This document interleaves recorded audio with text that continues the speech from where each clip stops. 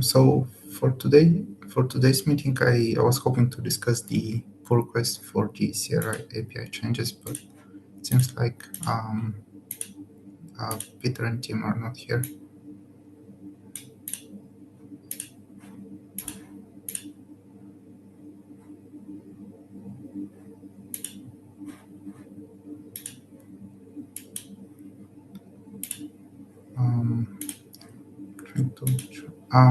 So I went through the comments from both of them, but it seems like most of the comments are just renaming fields, essentially using this name instead of that.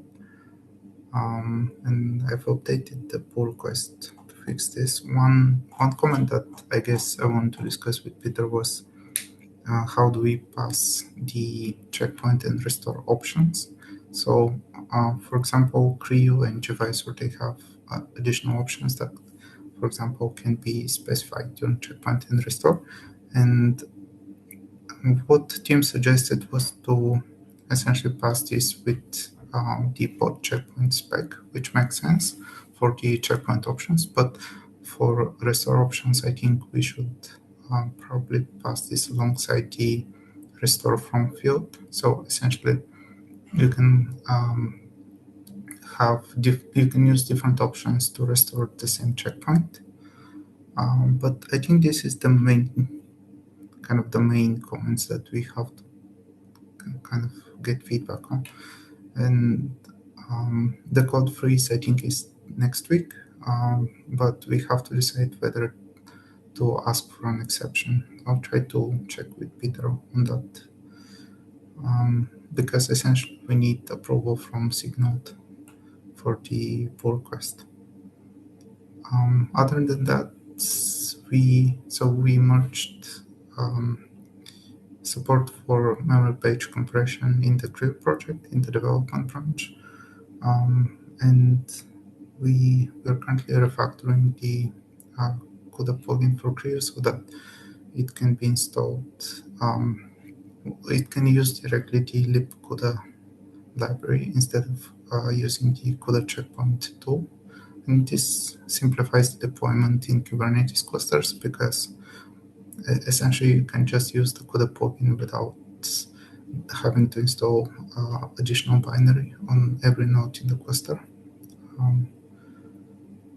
But I also opened the pull request for the compression, essentially to enable this compression functionality within GoCreo. And then I saw your comment there, but I have to read through the source code just to understand, whether it actually makes sense to do that.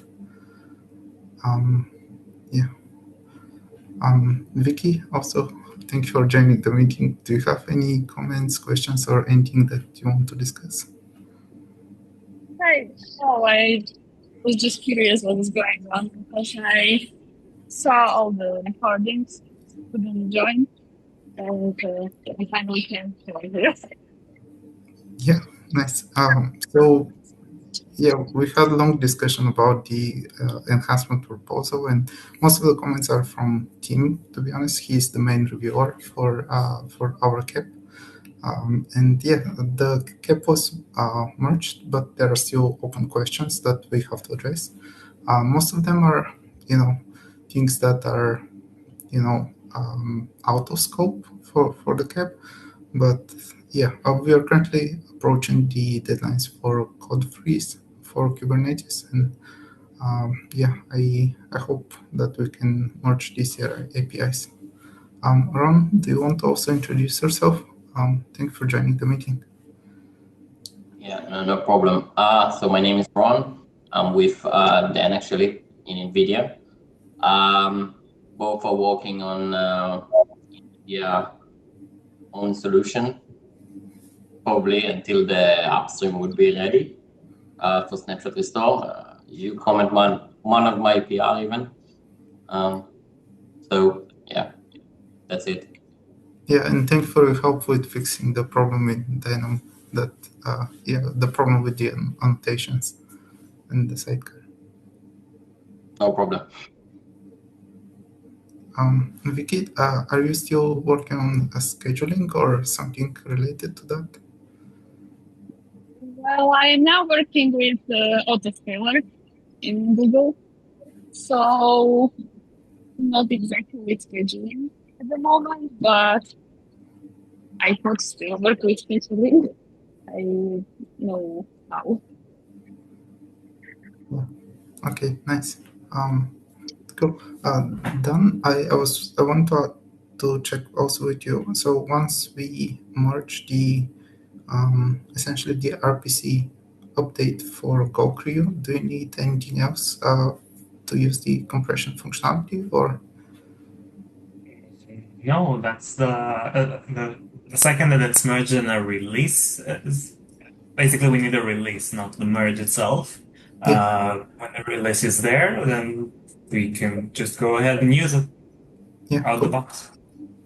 One thing is I added this decompression threads option. I'm currently doing some evaluation experiments just to see, for example, how what values for memory region are optimal for different types of models and engine. But yeah, once I have some results, I can share this with you. If you have those benchmarks, that would be awesome. But the best ones, I think, will probably be the per page compression because of the multi-threading nature of it. But otherwise, I'd be glad to get those benchmarks. Yeah, I mean, to be honest, the difference is milliseconds. So it's it's Well, a huge difference, but yeah. Well, the best thing is that the size is much smaller. If not for the restore time, then the milliseconds, it's just good that it doesn't get regression. Yeah. Vicky, by the way, this is the same functionality that we worked on last year, so it's already merged in the Creo project.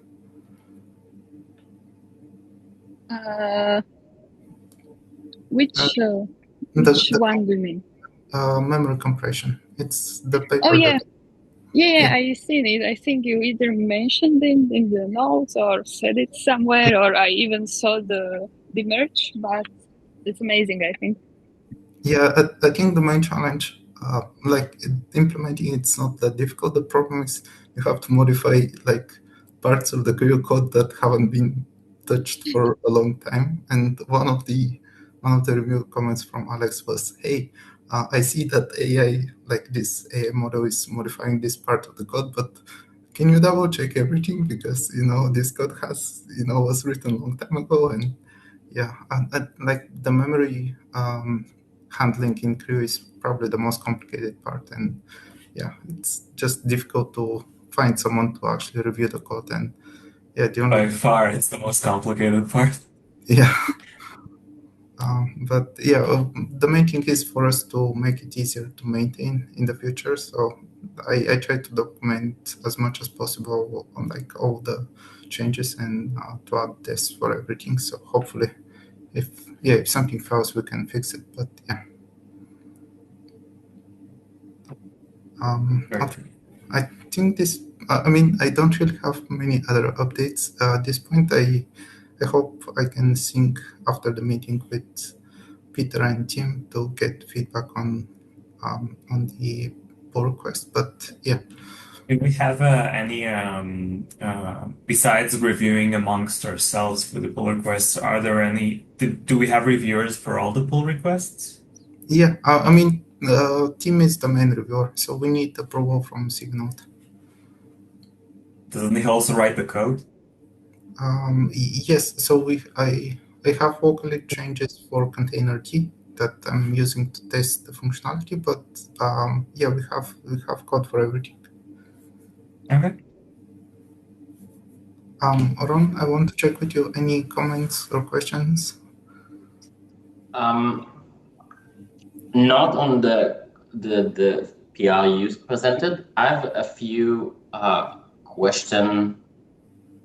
Maybe I would say, basically, one thing we encountered that it's a very application-aware kind of scenario, and we would find like maybe it would be amazing if we could signal in any way. I haven't read the CAP, so we might talk about it, but basically for us, like checkpointing, it's a two-way road. So you need to say, okay, I want to, and today you need some sort of application agreement to do that.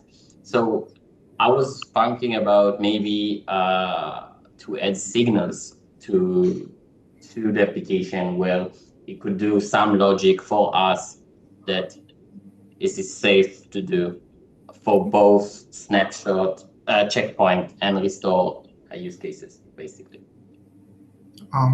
So I think this is related to the way placeholder images are used, if I understand correctly, in Dynamo. So, for example, in Google Cloud, they also introduced checkpoint restore, similar pod snapshotting mechanism.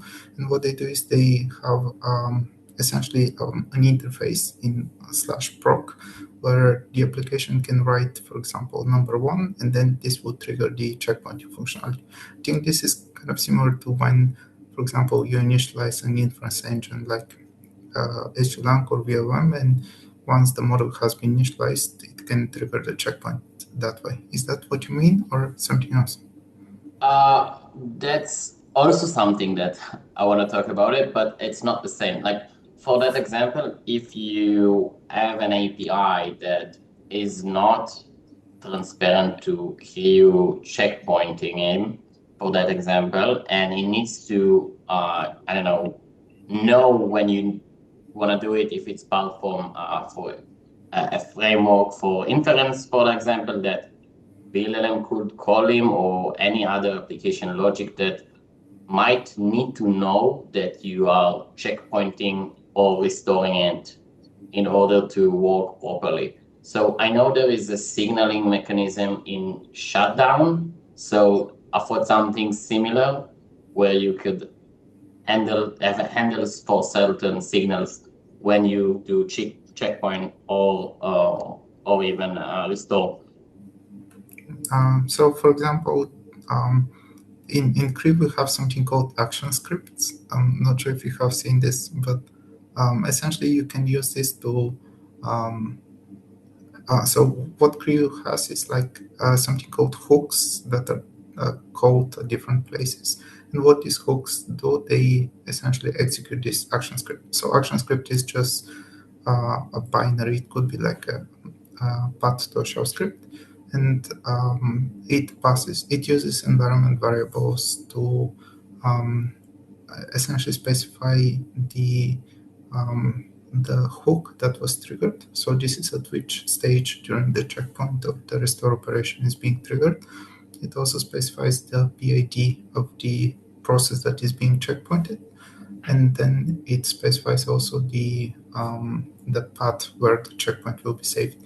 But essentially, what this can be used for is if you have a shell script that sends a signal and you have the PID where you want to send the signal to, you can essentially create a shell script that essentially sends a signal to the application at the beginning of the checkpoint. And what Creo does is it waits for the this action script to complete before it continues with the checkpoint. So this is something that could be used, but I'm not sure if it answers your question. It's a solution. We might want to expose it as a Kubernetes native. I don't know, at the container level or something. It sounds like it would do what I wanted, but I wonder what would be the user experience around it. Is it I need to create a special application to it with this hook built in? How the user would interact with this kind of scenario? Yeah, I think Tim also mentioned last week, in this meeting last week, something similar, where we could, for example, introduce similar hooks in the container runtime. So, for example, container D can have a hook that is called before the checkpoint is created. So you can I'm not sure if we can do this at Kubernetes level, but it's something that couldn't be done at runtime. For Kubernetes, we have to discuss, what would be the API that will be used, and then how this API will be used, what would be the use case. It's a bit more complicated. With the container runtime, it's easier to introduce. But yeah, it's definitely something interesting. Got it. So I will read about the hooks. I'm not too familiar, but thanks for the answer. What would be, like, if you want, I can send you in the Slack channel some more information on that, or in the Kubernetes. It would be great. Thank you. Okay, cool. No problem. I don't think I have any other things for today. Dan, I just want to check.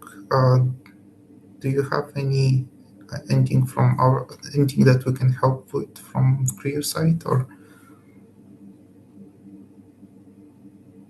I remember that you were working on Creo Image Streamer. I am. I just I need a few more days to like approve everything internally, and then I'll reach out and we can have a proper discussion about API that I want to upstream.